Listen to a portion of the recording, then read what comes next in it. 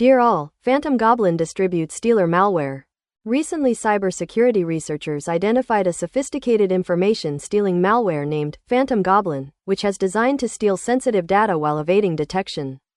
The attack initiates with a RAR attachment with a malicious shortcut, LNK, file as a legitimate document. After executing the PowerShell command will establish persistence by making registry entries and download multiple payloads. The malware primarily focuses on web browsers and developer tools, forcibly closing browser processes to steal sensitive data like cookies, login credentials, and browsing history. It also leverages Visual Studio Code tunnels to establish unauthorized remote access, allowing threat actors to control compromised systems without triggering traditional security alerts.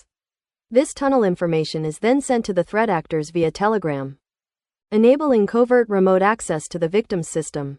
Mitigation strategies conduct effective cybersecurity awareness training for the organization's employees. Updates SIEM, EDR, and other endpoint security software with IOCs.